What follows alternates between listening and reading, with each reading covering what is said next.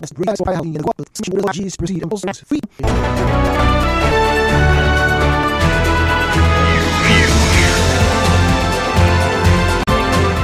is the news on 92.3 Nigeria Info.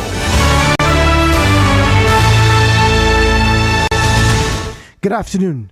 In the next 7 days, River State and other frontline states on the path of River Benue may begin to experience flooding as a result of the opening of the Lagdo Dam in Cameroon. This is according to the Minister of Humanitarian Affairs and Poverty Alleviation, Dr. Betta Edu, while addressing the media in Abuja at the instance of the presidential committee set up by President Bola Tinubu. The minister said the new committee would implement various policies and rescue missions aimed at mitigating the impact of the flood from Lagdo Dam.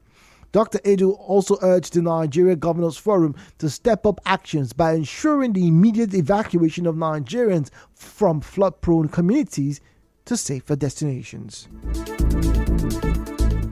Meanwhile, the National Emergency Management Agency, NEMA, in River State says training and sensitization are still ongoing for members of the flood management committees and general public on how to avoid health hazards during the expected flood season. NEMA Zonal Direct Coordinator Godwin Tepiko said this in an interview with our correspondent Martha Carey.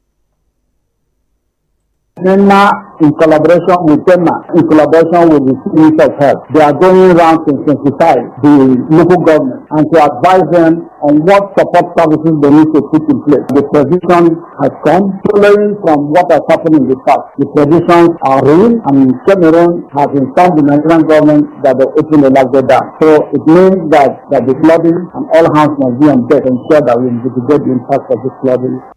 Mr. Typical, however, asks local government councils to build drainage and camps in areas that may be affected by the flood. The local government has started doing something, but they need to intensify their efforts. They make sure the camps are set up early, to make sure that drainages and waterways are cleared. They also make sure that they also free provision in relief materials. The persons that will be displaced, their livelihood will be disrupted, so they will need some form of relief assistance. So they should also begin to work with other critical stakeholders to ensure that the response is swift as much as possible. As you may know, historically high floods were recorded in the country in 2022. The floods claimed the lives of about 612 people and displaced 1.4 million people. The floods led to the destruction of over 200,000 houses and the partial destruction of 110,000 hectares of farmland. The Minister of Humanitarian Affairs at the time, Saidia Umar Farouk, said the country suffered a 4.2 trillion naira economic loss due to the flooding. In the meantime, some residents around a canal on Amechi Drive in the GRA Phase 3 area of Port Harcourt say they are worried that if the canal is not desilted soon, this year's flooding experience will be severe. Whenever it rains, just a little downpour, this Amechi road will be flooded to the point that cars submerged almost to the engine level. Sometimes we lose a lot of things, number plates. You have to go to the mechanic each time you pass by this road when it rains. Even little children I used to school here could not find it easy to cross here because of the rate of the water. There is a lot of things that block the gutter. The water is not flowing. Rain they fall for like 30 minutes. You can't even come out. The canal is full with dirty, everything. They need to clean the canal so that when rain fall, water can pass, because everywhere here is blocked with ragolis. It is so bad that a little rain, say of about 10-15 minutes, the entire environment is flooded. It spans all the way from here down to Casablanca Junction. That's to tell you the magnitude. Those places they paint every year because of the flood. Our correspondent who visited the area reports that grass and plastic have taken over the canal, obstructing free flow of water. It was gathered that the canal was last cleaned in 2021. It is understood that the absence of a state commissioner for environment leaves the responsibility of clearing canals with the River State Flood Management Committee headed by the Commissioner of Health, Chidima Ore. Reacting to this, public affairs commentator Olalekan Ige says residents will need to refrain from dumping waste into drainages and canals to help reduce the impact of flooding. He, however, urged the government to clean up the canals in the state. It's not just about government alone. As residents, we should also be responsible enough not to drop debris into the drain. We should not pour waste into the drain. Government has made receptacles available for residents to drop their waste where service providers are meant to come and evacuate them. So a greater responsibility falls on the government, local, state, and federal government of Nigeria to ensure that, look, we're able to clear, the pathway through which water should pass and drain into the bigger oceans. Also in Oyigbo West, Oyigbo local government area of River State, residents of the area worried that they could lose their homes during this year's flooding. In an interview with our correspondent, the residents say they feel left out of the government's plan as they have not had a good road network for the past 6 years. They complained of the destruction of properties by the floods in previous years. Recounting the havoc wreaked by the previous flood incidents, Oyigbo West residents say businesses and landowners are worst hit during these annual flood seasons. The state of the road has really affected businesses, most especially landowners and people living within that area, because landowners with lock-up shops in front of their houses are finding it difficult to rent out their shops because their shops has been submerged in water. The road is just so bad. Now they want to open the dam. We don't want what happened last year to happen again. Struggling because of bad road, especially Oyigbo West, Poultry Road. They should remember us. From Graceland and all those places when rain fall na no-go area. We for Oyigbo West dem just abandon us. All the road projects we no see anyone. Plenty people don pack comot because of wetin happen here last year and last 2 years. People lose properties. They are calling on the River State government and the Oyigbo Local Government Council to be proactive in building drainages and ensuring the early evacuation of residents from the area. As you may know, Graceland Avenue and the Poultry Road, which fall under Oyigbo West, link Eleme Junction and other important routes in the state. Residents of the Ahoda West local government area made a similar call weeks ago, calling for an immediate dredging of the Orashi River. They believe it will reduce the impact of this year's flooding, which NEMA told them would be worse than last year's. Still in Ahoda, our correspondent gathered that 1 bag of rice and 1 bag of beans, 1 bag of gari, a carton of noodles, and 18 tins of tomatoes have been distributed to each of the flood-affected communities in Ahoda West local government area of River State. The items were part of the materials given to the local government areas in River State by NEMA for distribution to victims of last year's flooding. One of the youth leaders in the Obiri Kimogba community, Dennis Lott, said the beans look unhealthy for consumption, having been kept in the warehouse for too long.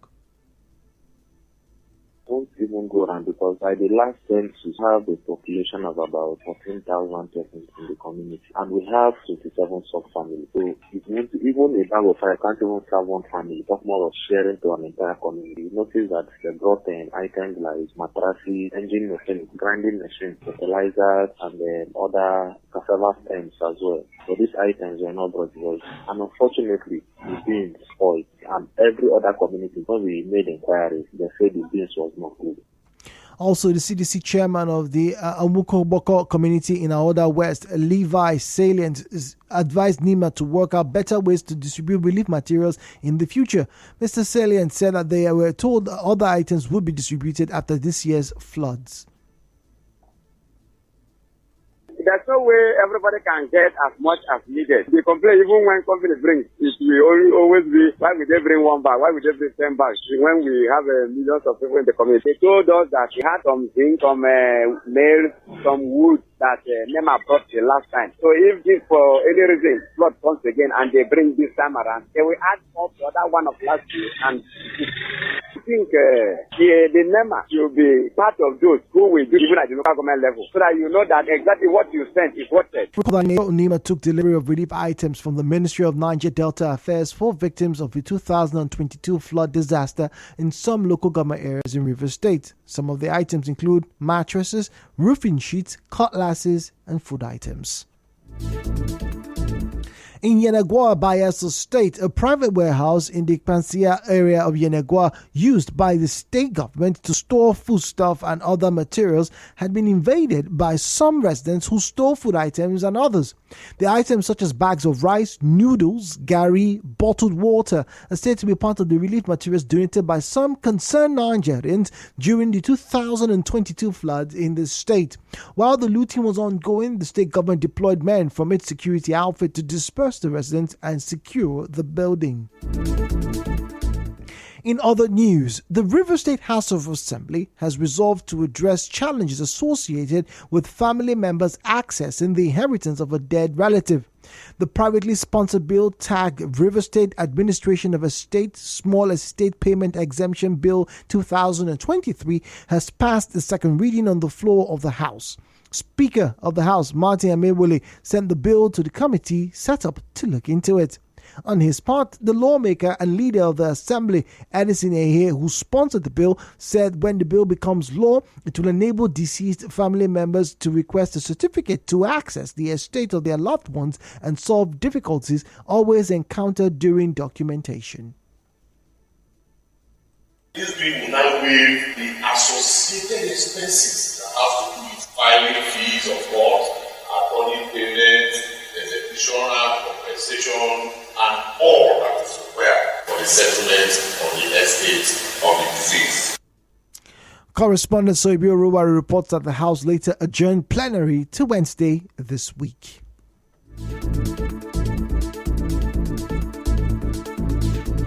Well, still to come, President Bola Tinubu to sack any ineffective minister. Stay tuned.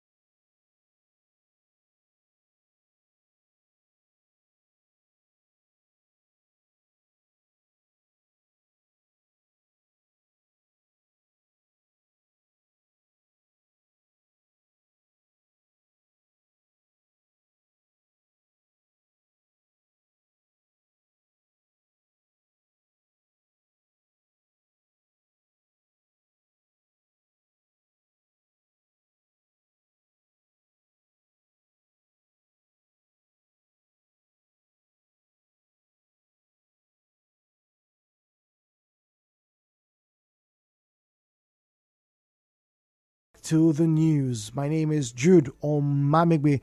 I'm continuing with our stories now with the special advisor to the president on media and publicity, Ajuri Ngalale, says that President Tinubu would sack any ineffective minister. Speaking on Channel's television program, Mr. Ngalale said the president had set benchmarks for performance. The presidential spokesperson added that between his emergence as the president-elect and his inauguration on the 29th of May, President Tinubu has established a series of reform committees for every sector. The Police Service Commission has ordered 4 Deputy Inspectors General of Police (DIGs) to proceed with compulsory retirement.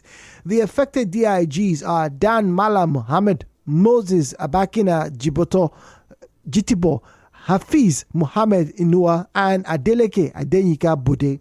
The Commission, in a statement by its spokesman, Ikechukwu Ani, said the directive was an exercise of its statutory powers. Mr. Ani said the Police Commission took the decision after the DIGs failed to voluntarily apply for retirement as expected, in consonance with the revered tradition of discipline and regimented culture of the Nigerian police force after the elevation of a junior officer to the rank of IG.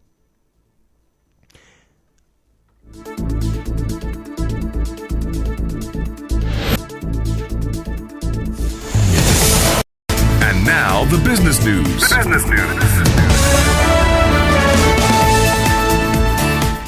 To business now, the Nigerian Bureau of Statistics say Nigeria's average oil production dropped by 14.69% year-on-year to 1.2 million barrels per day in the second quarter of 2023 from 1.4 million barrels per day recorded in the corresponding period of 2022. In entertainment, U.S. rapper Eminem has asked aspiring Republican presidential candidate Vivek Ramaswamy to stop using his songs. Eminem made the request via the Performing Rights Organization BMI in a letter. A spokeswoman for Mr. Ramaswamy said he will comply. In sports, Novak Djokovic will replace young rival Carlos Alcaraz as the men's world number one after a routine win on his U.S. Open return. Serbia's Djokovic, who lost the Wimbledon final to Alcaraz, won against France's Alexandra Muller in Monday night session in New York. And finally, on the international scene, Iraq has hanged 3 people convicted of involvement in a vehicle bombing in Baghdad that killed more than 300 people and injured hundreds in 2016. The bomb exploded as people were enjoying a night out during the Islamic holy month of Ramadan. It was the deadliest single bombing in Iraq since the US-led invasion in 2003. And that was the news this afternoon. But before we depart, a quick recap. On the news this afternoon, you heard the federal government says flooding in rivers and other states may start in the next 7 days. NEMA says efforts are on to mitigate the impact of flooding in River State. The distribution of 2022 flood victims relief materials in Ahoda West, River State is raising concerns. Residents of Yenagwa in Bayelsa State have carted away palliatives from private warehouses. And the Police Service Commission has ordered 4 DIGs to proceed on compulsory retirement. And on the foreign scene, Iraq has hanged 3 people involved in the 2016 vehicle bombing. The news was edited by Onyeka Chiwo. So mostly cloudy weather is expected in Port Harcourt this afternoon with temperatures of between 27 and 31 degrees centigrade. Please be advised. To reach the news team, send us an SMS or WhatsApp to 0808-721-7215, 0808-721-7215. Peace as a path to the prosperity of a nation. Let peace reign. My name is Jude Omamegbe. Thank you for listening and have yourself a good afternoon.